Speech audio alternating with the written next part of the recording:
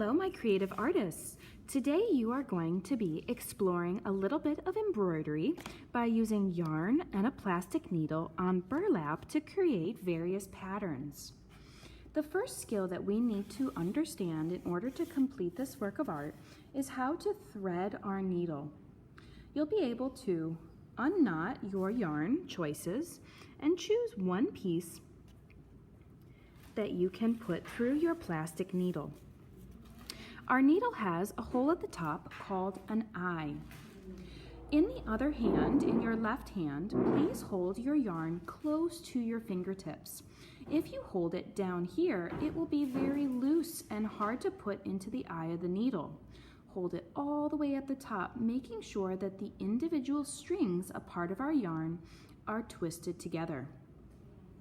Then look straight down into the eye of the needle and wiggle that yarn into the hole, pulling it out on the other side. Let's look at that one more time.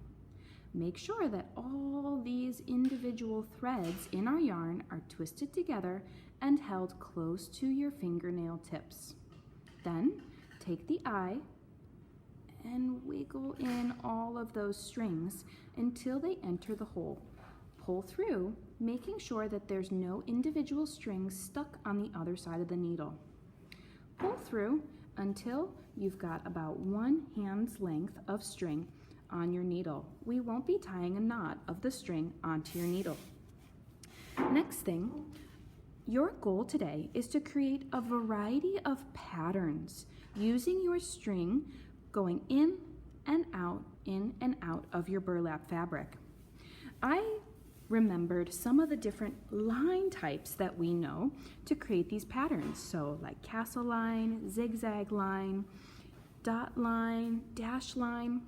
And one thing that I do that can help me with these patterns is to first plan them on my fabric. I'm going to take a marker and I'm actually going to use it to plan exactly where I want my yarn to cover the fabric. So these black lines, if I do it properly, will cover up with the yarn.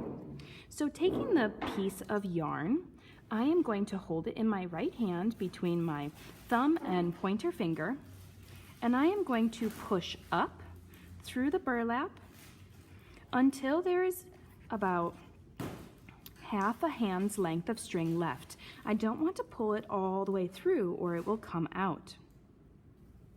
So pull until there's some extra and then back down into the fabric, covering up that black line that you have made for your plan. Again, push up.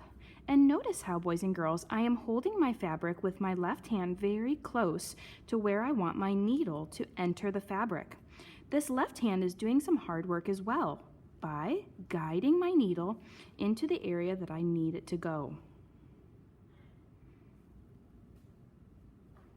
Continue poking your needle up in the area you want. And boys and girls, because we can see through our fabric, our burlap has some holes in it that we can see very easily. If I poke it up and it's not in the correct place, I can pull it back, try again, until I get it exactly where I want it to be. And then pull up, guiding that string from behind to make sure that you don't get any knots in your yarn.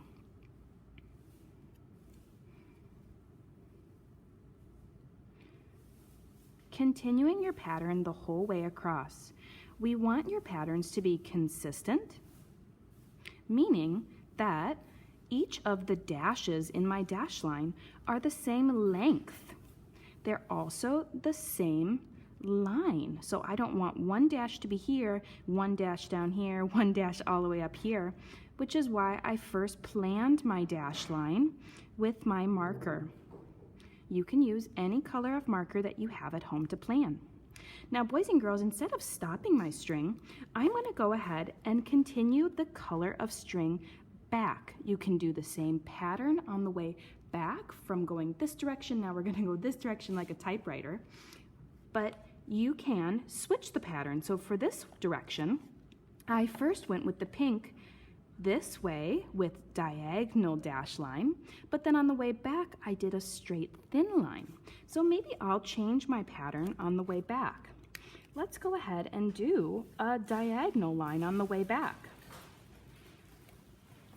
First, plan your pattern to ensure it's consistent. Then, take your string and needle and continue your pattern by just beginning on this second line.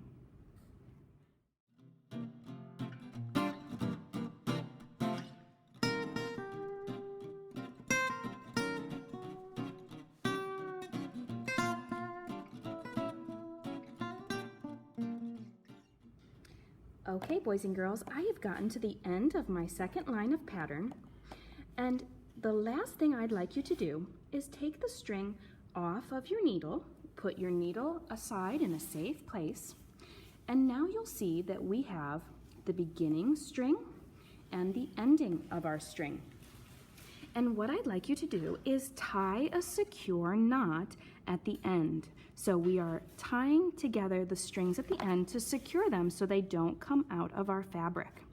In order to tie a knot, we need to take one end of the string, and I always like to take the short string and put it on top of the long one. Short over top of long. Then I'm going to pull up the long string and tuck the short string under and into the circle that was created when I laid the short string over top of the long one.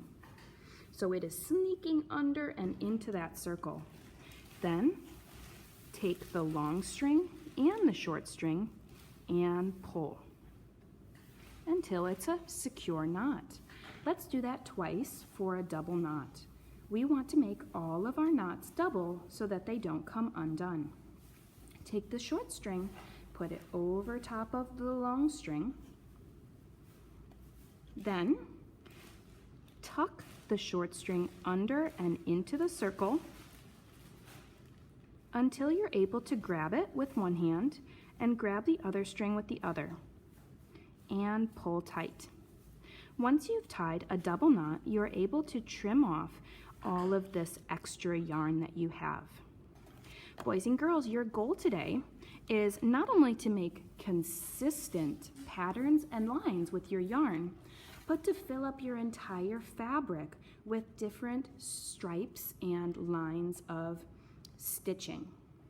Okay, boys and girls, I can't wait to see some of your creative stitching that you submit on Artsonia later.